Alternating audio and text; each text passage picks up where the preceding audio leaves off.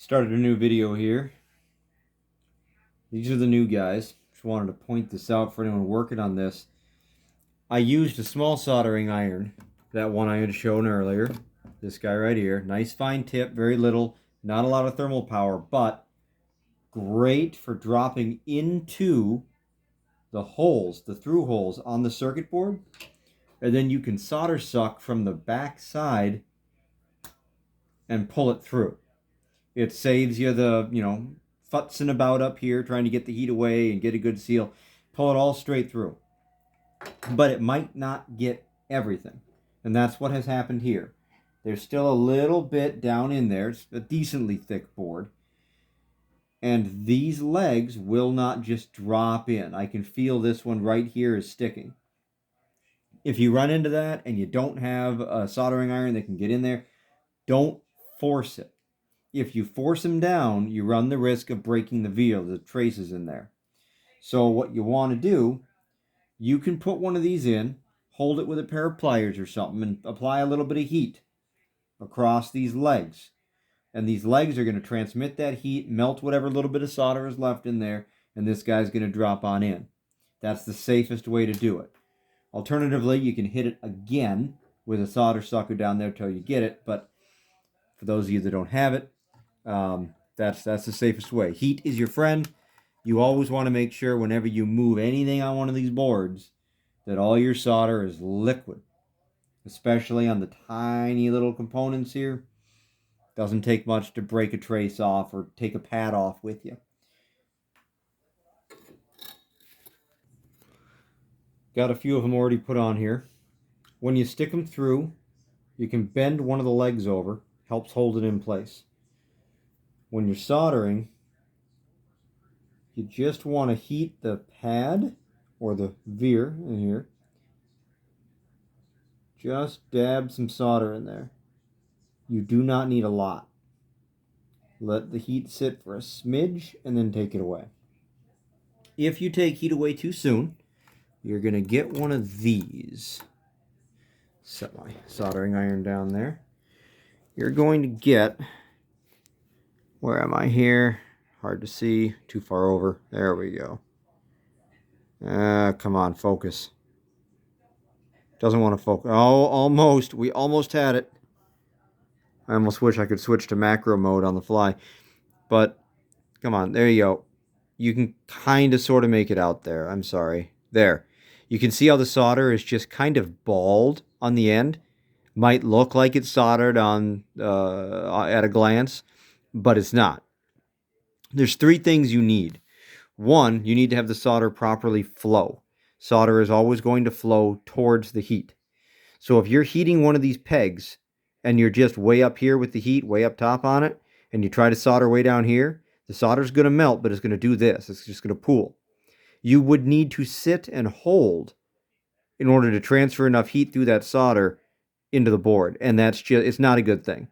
If you have to sit for too long on these, you can heat soak other components and the MOSFETs themselves and cause damage. So you want to get in with the heat down low on the veil and on the pads if you're soldering something else, and drop solder in there, let it flow outward, and get your heat out. It should not take more than 2 seconds, 3 seconds to solder one of these connections properly. The other thing you need is for solder to wick itself down to the top of the board here and make proper electrical contact to the traces that are inside, sandwiched between the layers of the circuit board, and then obviously all the way up to the top plane on the other side of the board. So that's why heat is so critical, and you can see the solder bald there is not correct. Some of the solder joints over here, like that one in the center of the screen, there you go. There's one that has wicked in properly. So I thought I'd show you that so you have an idea. Another shot of the top side. You can see that solder has flowed up on some, but not all. It's indicative of not enough heat. The soldering iron I'm using here is pretty low wattage. It's like a 15 watt. But the only other one I have at the moment is my big 2 amp guy, which I think is a 225, 250. So I'm going to hit this from both sides in order to get solder to flow properly. But always make sure you check your solder connections, because all it takes is one of these to be bad and your whole board's going to go up. Okay. New parts are on both sides. You'll see I've got solder joints all the way up. And that's how you should have them, covering your solder pads on all sides. So next step is to stick the heat sinks back on. Again, they're soldered onto the board, so I'll solder that in. And then test power up. Okay. We have pulled the solder out of these little holes, and this is what holds everything together right here. The heatsink is literally just soldered on. There's no other physical connection there. Got some thermal compound or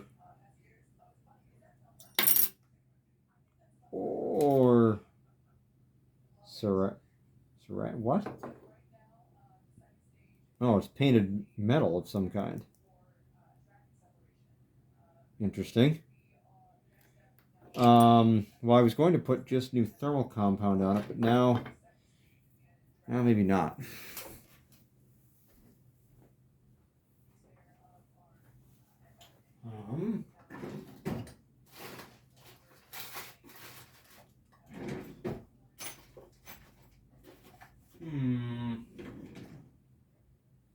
Okay. So, we're going to start by cleaning everything with alcohol. Got to make sure you've got a good contact, clean contact for the new thermal compound. But this isn't going to fit.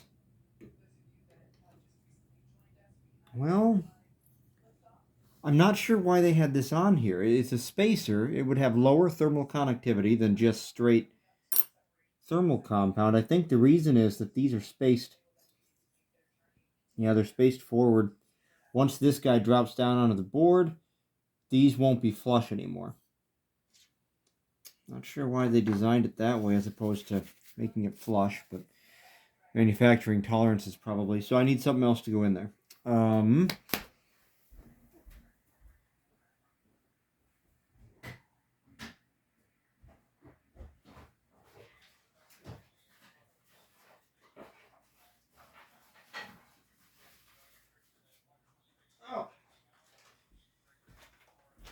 This is overkill, but it's all I got.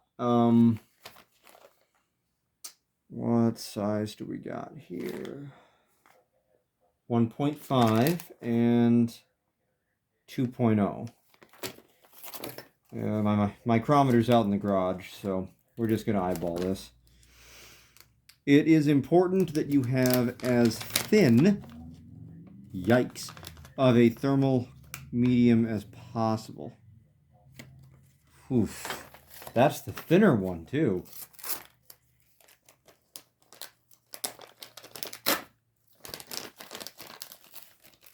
Oh my. So, this is a pack I got for a 3090.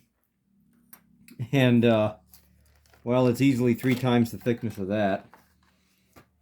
So I might use my thinner one here. Lining this up. Lining this up, I don't think I want to use all of it.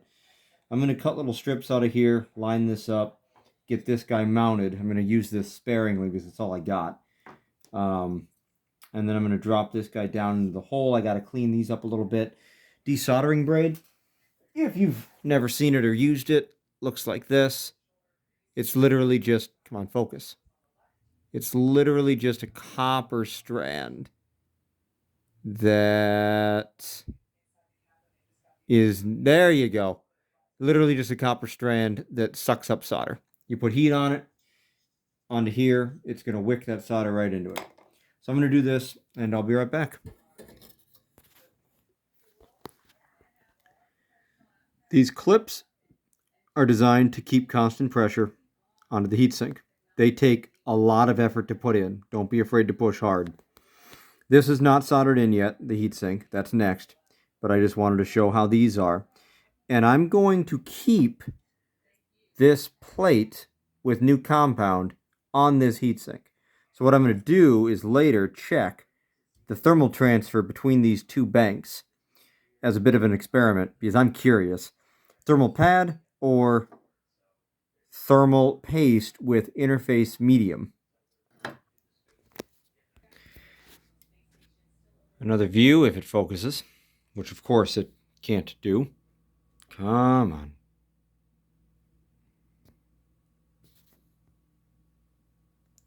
Gives me automatic white balance, not automatic focusing. Well, the only thing I'm trying to show you is these guys here. There we go. That is what holds down the heat sinks, those little pegs. You'll notice I have a little bit of scratchy right there. There. That is me just checking for solder bridges under some areas where I was worried there might have been. There were not any, but board got a little burned there, but this is the area that they got ripped out of the board. And unfortunately, some of the pads there were also damaged, so I had to scrape and dig a bit to get connection. I have put 2 screws into the case simply to allow a grounding plane. Got the front panel hooked up, dropped it into the case. Very heavy duty power cord. This calls for at minimum 15 amp. It recommends a 20 amp circuit. I don't know why it doesn't have one peg sideways if it wants 20 amp, but I don't know. Maybe for greater compatibility. All my outlets are 20 amp, so not a big deal. But point being, if I did something wrong, or if there is more wrong with this than what I thought, we're going to see some fireworks. So let's get the camera going. That's my thought anyway. Here we go for posterity. 3, 2.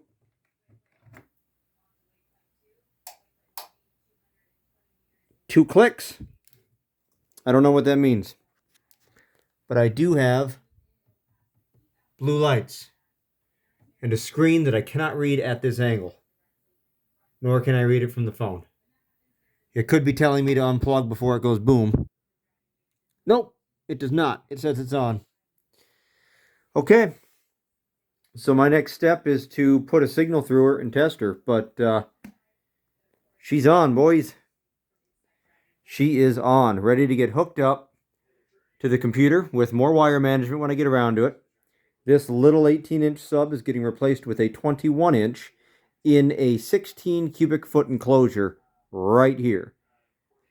Got Dolby Atmos height speakers. Again, there's going to be some raceways and channeling. This molding is coming down and everything's getting run through the walls. And there is the entertainment system. 11-channel Dolby Atmos. And this guy is going to run the sub. Thanks for watching. I'll show a video when it's all done.